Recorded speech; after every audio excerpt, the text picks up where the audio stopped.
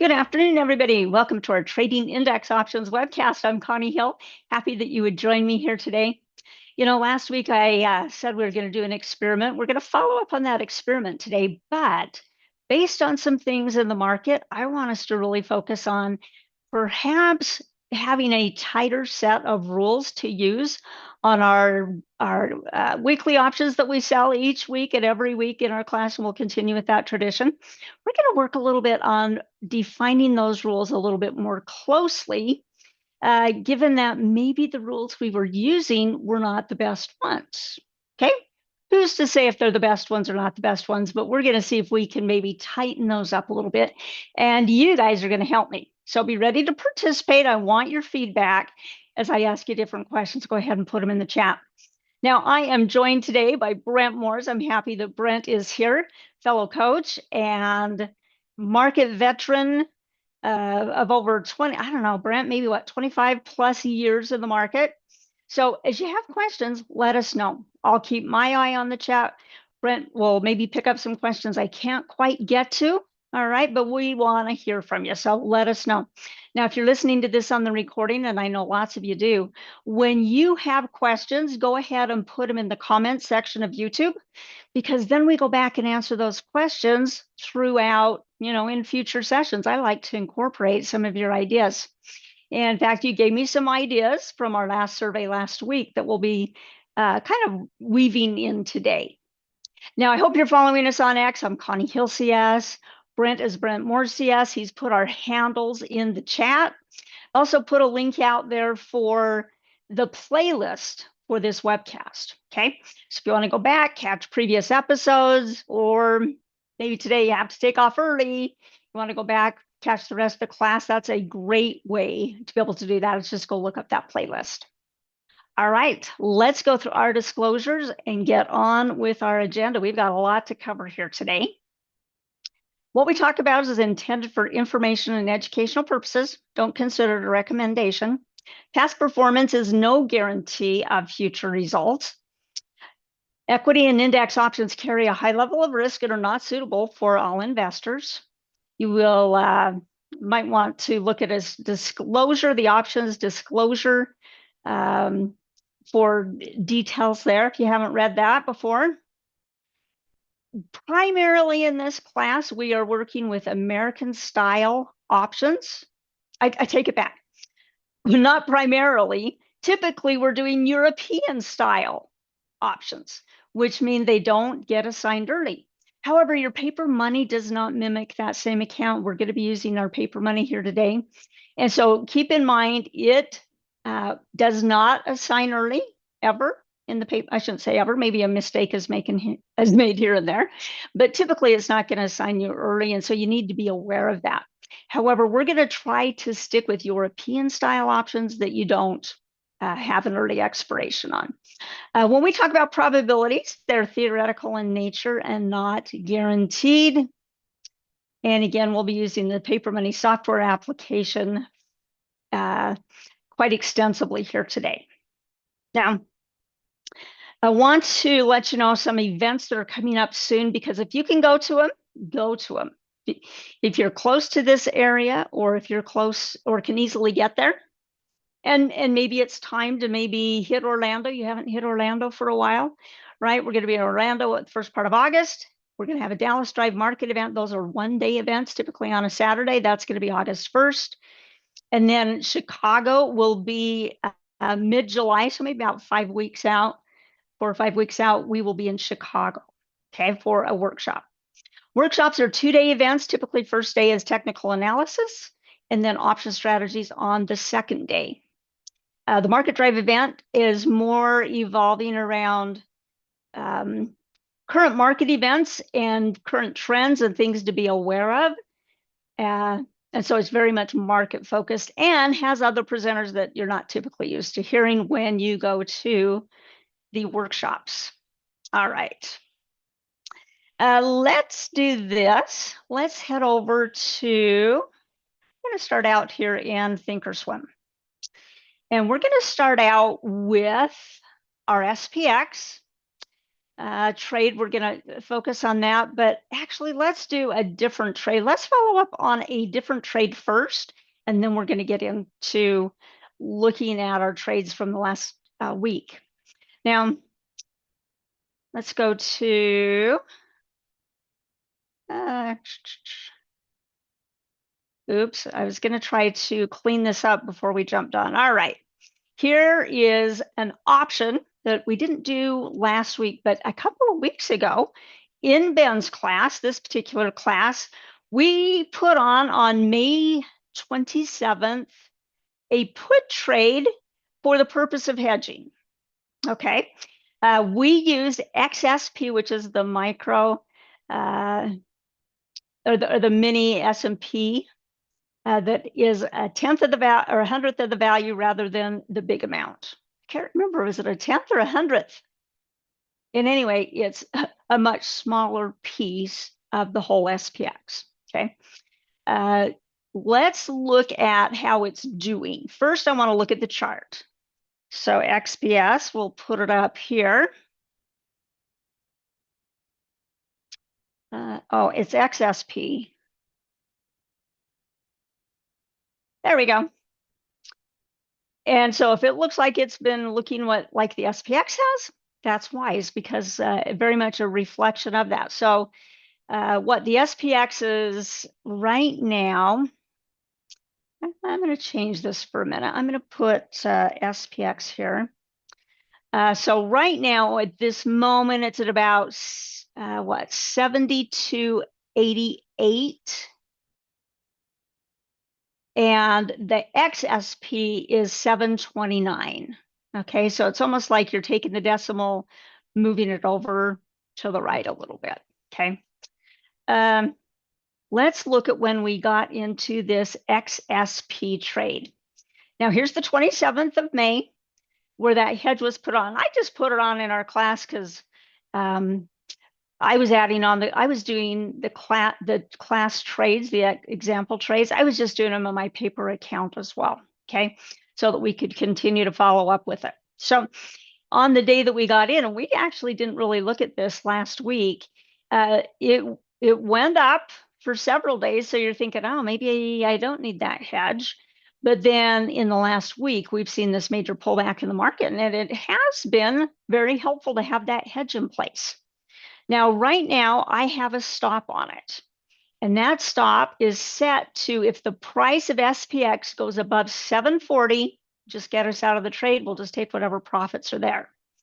And it's in such profitable position that we would want to adjust our stop every day. Well, let's see how close it came to it here today. Okay, the high here, 739.66. We were just pennies away from being stopped out on this trade, but it didn't trigger. So our stop in place right now is 740. At the end of the day, we might want to put on a new stop, depending on what kind of a candle we end up with. Now, definitely bearish candle here today, right? SPX is down. But we might want to use values in today's candle to help us determine if it's going to be going the opposite way. And right now, what I might consider doing, and I want your input on this, I would consider changing that stop to be equal to today's opening price. So not the high, which would be 739.66, but the opening price is at 739 or 735.05. Okay, so we would be giving it a little bit of wiggle room, but not a whole lot. Okay, I'm going to write that number down over here because I want to. 735, what did I tell you? 735.05. Okay, that was going to be our new XSP stop. Just kind of write it in there. Okay, now if any of you have an idea that you're like, Connie, I think if, I were the one calling the shots in this trade, I might use whatever it might be as your stop. Feel free to chat it in. This is going to be a very democratic class today in that I'm going to let you offer your opinions, and I will consider your opinions in the decisions that we make. Okay, so that's trade number one. How is it sitting right now? If we come out here, we've got 20 days left on it because it's a June 30th expiration date. We bought this option for $5.75. Right now, it's trading at $13.36. So we're sitting pretty nicely in the trade, quite a bit of that. $1,400 of that coming today. Now, it's in a mode where time decay, if it were to dawdle along, would start to hurt us. So we want to be cognizant of that. But right now, the movement is such that it's kind of like the theta value doesn't matter so much because the move is big enough. But if we start getting into sideways moves and not a lot of movement, then we'll start to notice that time decay is hurting us. All right. Now, how many of you are doing our weekly trades alongside me? How many of you are going out like we do in our class, go 14 days out, use our probability of expiring cone to determine where we don't think the index is going to go, and putting together a spread based on something outside that probability of expiring cone? I'm curious how many of you are following along on those trades? So how much time is left on the hedge? 20 days. Okay, so we still have some time there. You kind of like that idea of where I said maybe the stop would be Mark. You think maybe tomorrow we'll see some short covering? Possibly so. Okay. So several of you are following along. Okay, Stay Gold says, I want to start today. Perfect. No better time to start than the present, right? Mark says, I started last week doing one every day in the simulated trading for now. Perfect, because I want to talk about that. Mighty, you also did last week's trade. Good job, you guys, because that is really how we learn the best, is by practicing. Sometimes you need to, I think it's fair to sit back and just kind of watch while you're still maybe trying to figure out what's going on and how a strategy works and how some of the nuances of the strategy go. But at some point, yeah, you want to be trying the trades out yourself. Now, last week, I told you I was going to do something, and then I did not do it perfectly. I only did it semi, okay? I told you I wanted to ladder in trades for the next 5 trading days before our class. So that would have meant we meet on Wednesday, so that would have meant a trade on Thursday, a trade on Friday, Monday, Tuesday, and then on Wednesday today, we'll do our class trade. Well, as you can see here, I've got one set of options that has 12 days to expire. That would be the one that we did on Monday. This one with 13 days to expire would have been the one that we did. Oh, I take that. Yeah, this would have been yesterday's trade because I would have started at 14 days. And now we're down a day on that. So that was 13 days.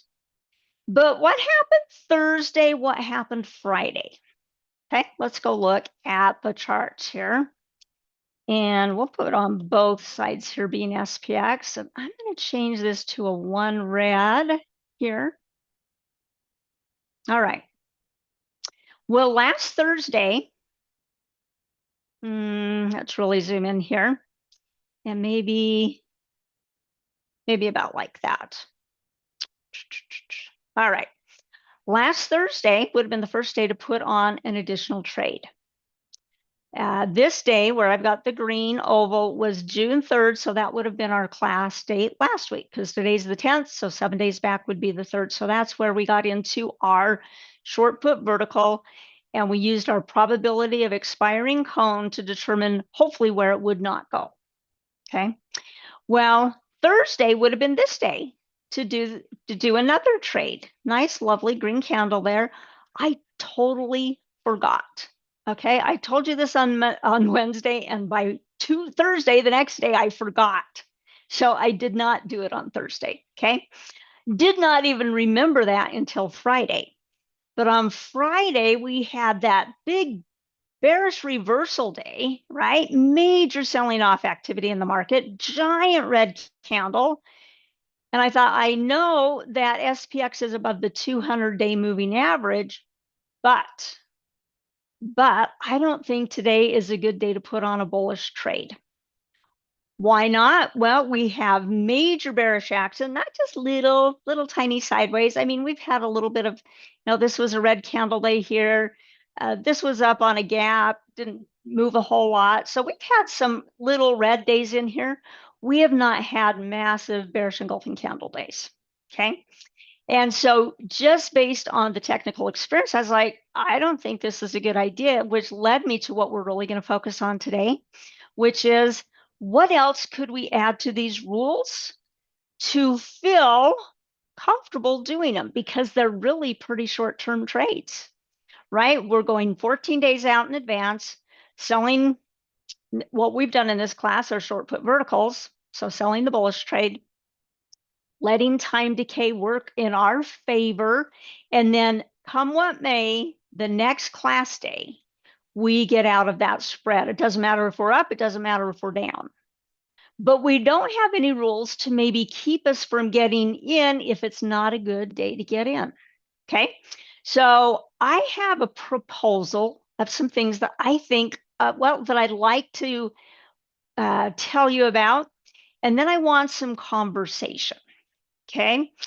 The idea with what we were doing was laddering in, and just an example of if somebody wants to be super active with this strategy, the fact that we have options that expire every single day here that we could take advantage of. And that's what people who are laddering in might want to do. Okay. Now, Chris is, was it Chris that said here? Chris, the laddering wasn't a great idea in hindsight. Well, it has, none of them would have worked to our favor, right? Maybe our first trade that we did, the one that we have 7 days left on. Let me kind of clean this up a little bit. Here's that one, okay? We brought in $1.70. However, the price of that spread right now is $9.45. It is pretty close. Well, I guess it's not a full max loss, but we are risking quite a bit more than what we have to gain in the trade in short verticals in general. Index options are particularly sensitive because of the low, the short amount of time that we sell, and knowing that time decay is in a very rapid mode. And we could have something called gamma exposure, gamma risk, which is if we know what our delta is, that's, basically saying, all right, if the stock or the index in this case moves 1 point, how much is the option going to change, either up or down, right? And that's what our delta tells us. The gamma tells us what is this rate of change the delta is going to experience. So for example, we say we have a delta of, I'm going to use an easy number, 1, okay? And we have a gamma of say 0.35, but it actually might be bigger than that. It could be 2, gamma could be 2, could be 3, could be a number bigger than the delta. Then that loss that goes against us, if the index moves the opposite way of what our trade is doing, sometimes it can really put us in a situation where we're like, oh man, we have one of these on our hands. Yeah, we were trying to get $1.70. It's a $20 wide spread. So that means we had $18.30 worth of risk, okay? Because we take that $20 wide minus whatever the credit is that we brought in, that $1.70. So yeah, we have a lot more to lose. Now, we're not near a max gain amount right now, but this is painful, okay? This is painful. Let's look at the trade that we put on Monday, okay? Because I remembered that we were going to do this. On Monday, we went out, we used our probability of expiring cone. We went out 14 days. We sold this 7120, 7100 put spread, so $20 wide. Went out 14 days, 2 of those days have decayed today. We brought in a credit of 340, but the value of it right now is $4.05. So it's going against us, but not to the extreme like what we're seeing here on our option from last week, right? This one, that's why I'm saying this one is so incredibly painful. Now, this is actually coming back a little bit now. Market must, oh, I guess not. I was going to say maybe the market's rebounding here a little bit, but I look at my other screen, it's not. All right, the trade we did, okay, so that was 2 days ago. The trade we did yesterday, we also brought in $1.70 like we did on the trade last week. And it too is going against us to 4.85, 4.9. So really, if I were to multiply that by like, say, I don't know, maybe 3 times, not quite 3 times, right? Twice would be 340. And so this is at almost $5. Okay, so I would say major pain here for last week. And I would put this in a significant, okay, that maybe we don't want to lose that much money. So let's maybe talk about some things we could maybe add to our entry rules to help avoid a situation when we have a quick market reversal. As we come out here to, and again, I really want your input here, and we're going to focus on this chart for right now. So let's maximize this. This is our 200-day moving average, and we've been using the MACD as a momentum indicator, but we haven't really used it for rules, okay? Jay Richardson says, yeah, I did the one on Thursday because you actually remembered. You forgot on Friday. There could have been a big distraction going on. Okay. Let's see. Chris says, you know, maybe for a potential rule, we could avoid the trade if VIX spikes more than a certain percentage. I like that. I like that idea. It's not one that I had considered, but I think it's one that we very well could consider. This 200-day moving average is a long-term moving average. But the trade we're doing is a very short-term trade. We're only planning to stay in the trade for about 7 days. And so maybe we need something maybe a little shorter term to give us some guidance, maybe in addition to the 200-day moving average. Okay. Now I'm going to pop on the screen a style that I have worked on today that we're going to experiment with it. And the style, I just put it here on my toolbar, is, here's our 200-day moving average still. This red line is a 50-period moving average. This blue line is a 20-period moving average, and all of these are simple moving averages. And then I added something here, which is called the market forecast study. How many of you are familiar with this market forecast study? Some of you might be. Let's go to the studies. And really, you just type in here, market F is usually what I go to. And the default market forecast, I'm going to bring it on, looks really similar to what I have on the screen. The one that I have on my screen, it's called Market Forecast KR because it has some enhancements done to it that Ken Rose did. So I put Ken's initials here, those of you guys who remember Ken. All right, so it's a little bit different. How is it different? Let me show you. All right, so here's the enhanced one. And I'm going to, for those of you that are here live, I'm going to put this script that's the enhanced version out in the chat. Remember, anytime we share a script with you, it's never guaranteed as to accuracy or timing. Those of you that are listening here in our recording,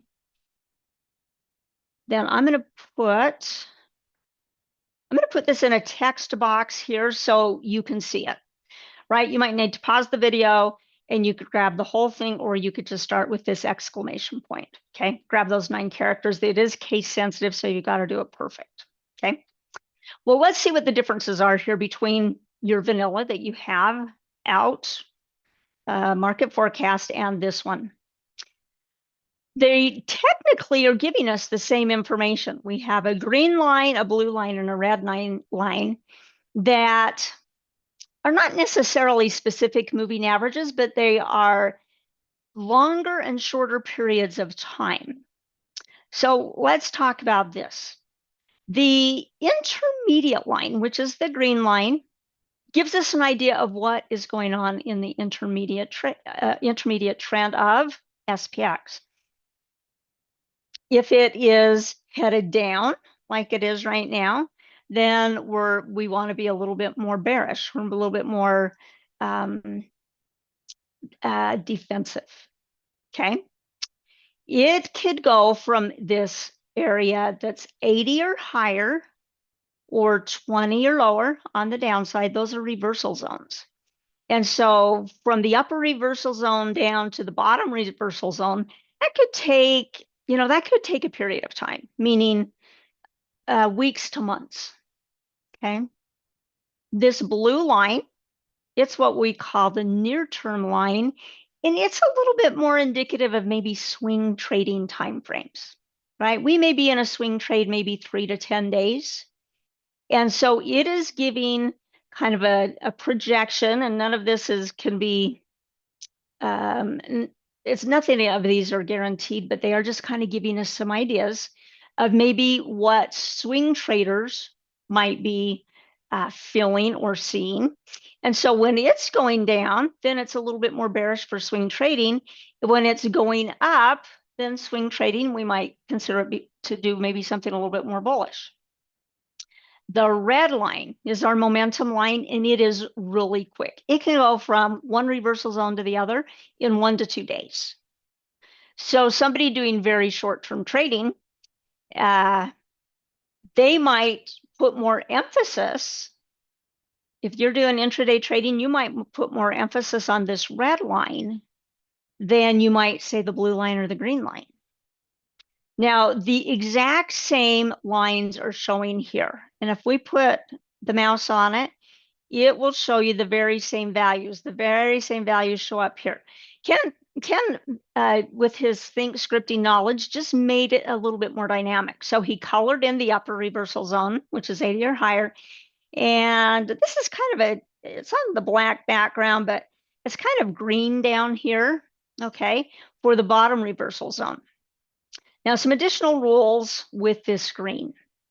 When it comes out of the upper reversal zone, means it crosses over something below 80, so, 79.99 and lower, then we want to be a little bit more bearish on the market. If it's coming up out of the bottom reversal zone, and once it crosses above 20, then we say, oh, okay, we might want to be a little bit more bullish here. There can be times when this intermediate line stays in a zone for a long time, meaning I'm going to pick the time here. With the last time it kind of crossed over, looks like that was maybe back April 15th or so. Okay, so a couple months ago, it went into the upper reversal zone, and you can see it stayed there. And even when it's maybe even in the higher numbers, say 90 or higher, then wow, it's really bullish. If it were to be in the lower reversal zone and say the green line is 10 or below, then we would know, wow, that thing is really bearish. Okay, and there have been periods of time that it'll just kind of stay down here for a bit. And you can see back here last March when the market pulled back, that green line was down below that lower reversal zone and in that lower reversal zone, which would have had us be a little bit more bearish. Now, given this, Jay Richardson says Cameron taught about the market forecast a little bit ago. That might be a great resource to go into more detail about it. But with that, there are some different ways that we can use that knowledge and information. Now, I'm going to take off this one that is not enhanced, okay? I want to kind of have some room on our chart. So goodbye market forecast, but I wanted to show you the difference there. And you can use whichever one you want. if this does not look that great to you and you're going, it's the same information, don't worry about it. My poor eyes appreciate the bigger lines and the colors to jump out at me. And even up here, even though it shows it gives you the name of the line and the reading, say on the momentum line here, the day I'm pointing to, it gives you whatever the value is, and it tells you if it's going up or down. It says falling or I think it says increasing. Falling or rising. It might say falling or rising, or they might be the exact words there. All right, so suppose we were to incorporate some moving averages and a market forecast in our finer set of rules to tighten this strategy up a little bit so that we're not only using this long-term moving average as our only criteria. Now, I would say, yeah, if it's above the 200-day moving average, sure, we'd want to do something bullish. But what about using a 20? What about using a 50? Okay, so my question to you is going to be this, because you guys are going to help me with these rules. Which moving average of the ones I've given you, which means 20 for the blue line, 50 for the red line, would you want to have as a second filter? Meaning we're going to keep if it's above the 200-day moving average, great, we like that. Would you want us to use a 20 or a 50? And this is going to be on our entry rules. The second entry rule that I'm going to propose here is that this intermediate green line, we could focus on it, or we could focus on one of the shorter terms. But I think at a bare minimum, we should say if this green line is below 80, that it has to, then we'd say no, we'd pass on a bullish trade. Okay, so that'll be one of the rules. So let me see what you guys are thinking. I've got some 20s in here. I've got a 50, another 20. Focus is 20. It's a faster indicator, which I think makes sense if we're doing short-term trades, using something faster. Okay. All right, we're going to have a democratic process here, and those of you that are voting for the 20, you win today. Okay. So we're going to go with that 20 period moving average. And so what we're going to say is that the time we get into the trade, it has to be above the 200, has to be above the 20, and this green line, we don't want it to be headed down. It can be down here, but if it's going sideways, we're okay. If it's starting to head up, we're okay. Okay, that's how we're going to do that. If we were using that rule today, the ones we've just talked about, we would say, we couldn't do the trade because the green line is below the 50-day or below the green, the intermediate line is headed down, which means bearish. So that would kick us out from doing that. But in addition to that, we would not place a trade because currently it's going to be closing below the 20 period moving average. Okay. Now I have one other thing that I want to introduce to you. Chris says if it's below 80 on that market forecast and started down. Yeah, if it's below the 80 and it's headed down, we're going to say no go.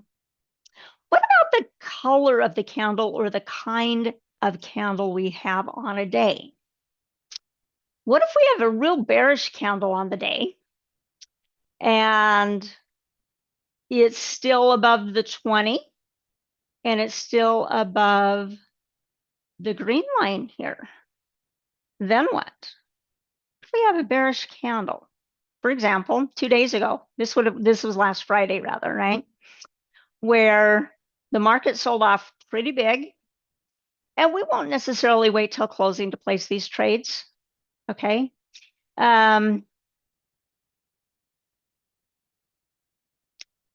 We could have a rule that says if it's a bullish candle, meaning it's higher than where it opened up, that you're okay to get into the trade as long as it's above the 20 and our green line down here is headed up. We're actually not using the MACD as far as rules right now, but if you wanted to incorporate something in the MACD, you could. Okay, that's not to say that these are the only rules or the best rules, because quite honestly, we're going to test them. All right, we're going to do some testing here. What is the name of that added tool? It's called the Market Forecast, and I call it Enhanced because it has a little bit more information on it than just the one that you could pull out that is automatically there. All right, if you came in a little bit late, I shared the script with you. It's right up here, or those of you that are here live, I put it in the chat.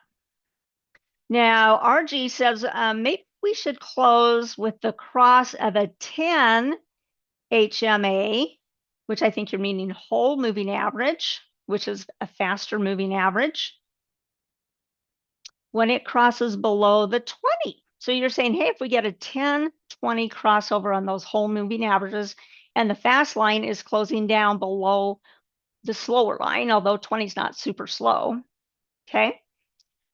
That could be a possibility. I'd be open to that. JB Texan says, wouldn't it be a potential time to buy? Tell me what that's in reference to, Texan. You chatted that in, and I didn't catch when you chatted it in. It probably is related to something that we were talking about. Bogus says, well, what about using the near-term line dropping? What if we were to look at that red line dropping? After all, it's the faster moving average. Wait, let's see. You said, did you say momentum? No, you said near term. Bogus said near term, which was the blue line. If we're doing something for about a week's trade, maybe it makes more sense to use the blue line because that's the time frame that we're looking at. I'd be open to that. Let's see, both near and intermediate lines both going down. Okay, Bogus is saying maybe two of them. Maybe the green line going down, intermediate time frame, and the blue line going down. And if both of them are going down, so you're going to say, hey, this blue line here, what if this blue line's heading down and the green line's up, though? Then it would be a no-go. Okay. I'm going to say it's going to be hard for us to say that we want all the lines going the same direction. Okay. If we have this fast moving average down here, and I'm going to come to this lowest point here. It's saying it's at 15, trying to get it perfect on there, 15 and some change falling, okay? It has a little bit more that it can travel down, but you can see every time it gets really down to the downside and pops up, that can happen really quickly. It can happen over a couple days and it's down, it was down at the bottom, poof, it's back up, that momentum line. So it moves really, really fast. Well, you guys are coming up with some good ideas that I like, and I told you I would use your ideas. Okay, Texas saying, wouldn't it be a potential time to buy when it's below the 20 marker? When it's below the 20 marker, it can stay there for a while. And so we want to make sure whatever line we're looking at, that it is above the 20 and heading up prior to becoming bullish. If it's down in this bottom reversal zone, we're still bearish. Now, I like the idea that you're saying, isn't that a time it might be turning around? And I think you're absolutely right. Yes, it may be time that it could turn around quickly, but the sign we wait for is for it to cross above that 20. Okay, we're going to do a little fine tuning here. How many of you like the idea? Well, let me ask you this. Do you guys want to go with the green line or the blue line as our other indicator that we're going to use here? And then we've got to hurry and possibly put on a trade here. Okay. If we're going to use our new rules, we won't be getting in a trade today. However, some of you might like to. Okay. We're going to experiment with this rule, these rules that we adopt here today. We're going to experiment with them. And I'm also going to give you an assignment for you to do. Okay, we've got a blue, a green, a blue, a green, a green, a blue, a green. Man, we have a divided You guys are, I think you're almost evenly divided. And we could use both if we wanted to use both. I think there might be one more blue than green. Is that right? 1, 2, 3, 4, 1, 2, 3. There's actually one more green than blue. Okay, I told you we're going to go with the majority, but this is a model that we're going to work on the rules. We're not saying we've got it all perfected right now. Okay, what I want you to do is I want you, those of you that have this interest, to go back and determine if we did not use the 200-day moving average. Oh, no, we're going to leave the 200. If we got rid of the 50 moving average, but went with the slower or the faster 20-day moving average. And suppose you wanted to use the blue, I want you to back test the blue line. Suppose you're somebody that's voting green, I want you to back test this green line. And this is what I want you to do. I want you to go back to March, the very first Wednesday of March, which was March 4th, which was a trading day in this class. I want you to go back. It's going to be on a 6-month chart, but I want you to start with March 4. Okay, March 4, and then I want you to test and see if you use these new rules, would we have gotten into the trade, yes or no? The way I'm looking at this right now, yes, we have a bullish candle on the day, but it's below. At some point, if we took the trade earlier in the day, it looked like it was going to close below the 20. In reality, ooh, that's close, 6882. Closing price was 6869. And so by a few pennies, this was below this 20-period moving average at the close. When we're back testing, we want to use those closing numbers, okay? Because it's hard to do intraday, right? Well, gee, was it at the beginning or was it at the close? Okay, so this is your homework assignment. Today, if we were going to put on a new trade, our 14-7 trade, we wouldn't do it with these new rules. And so if you were somebody that was a blue person, I want you to start here on March 4th. And if you want, you can just go each Wednesday. Okay, if you want, you could do it every day. That's a lot of back testing, which is great. But I'm going to have you go every Wednesday. Okay, so you'll go, I mapped it out, March 4th, 11th, 18th, 25th. In fact, those of you that are here, I'm going to copy and paste this into the chat. Just because it'll make it easy for you. You're like, oh, okay, I'll just go to the next Wednesday, the next Wednesday, the next Wednesday. And what I want you to write is using the rules. If you have a bullish candle, yes or no, is the price below or above the 20 moving average? And then I want you to consider, if you're thinking, you're thinking the blue line, then I want you to look at this. Is it going up? Is it going down? Is it flat on that, just that given day? Okay. And if you're somebody that's thinking the green line is the one we should take a cue from, then I want you to test the green line. Does that make sense? I'm going to have you, if you want, I want you to let me know about it in my X account. Told you Brent and I are on X. I'm Connie Hill CS, Brent's Brent Moore CS. And I want you to tell me what you're finding, maybe at the first part of the week. Or if you went through and did all the testing, you shoot it out on my X account, let everybody in the class know. In your case, what happened? Now, somebody said, I've been doing all the trades. Jay Richardson said, I've made the paper trading results for every trade that we did this year. Perfect. Your back testing will be maybe a little bit easier just because you've already kind of been tracking the data. Okay. Now, again, this is an experiment. I'm not saying that we have nailed down the very best thing here. What I am saying is we needed a few more rules to help protect ourselves than just using the 200-day moving average. And we will not place that trade today.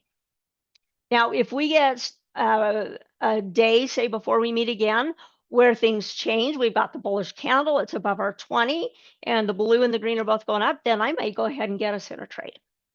Okay. That's all the time we have to cover with this today. Do you guys like where we're headed with this? I think if you will get involved in doing some of the testing, it's going to open your eyes quite a bit. All right, you guys, my time is up. Make sure you're a subscriber to our Trader Talks channel. It just makes it easy to find our content. Go ahead and hit that blue YouTube button in the bottom right-hand corner of your screen. I did not see a survey out there today. We had one last week. If this is helpful to you, hit the like button on the way out. And we will, at the top of the hour, have brand new class. It's going to be Scott Thompson's class, which is, what is the exact title of that? The exact title is Investing for Beginners. Okay, so a little bit more, a little bit easier topic. All right, Scott will be teaching here in a little bit. Appreciate your participation today, Brent. Thank you for helping me out in the chat, the clarifications of those questions. All right, you guys, we've got a lot to cover next week. We'll see you then. Bye-bye.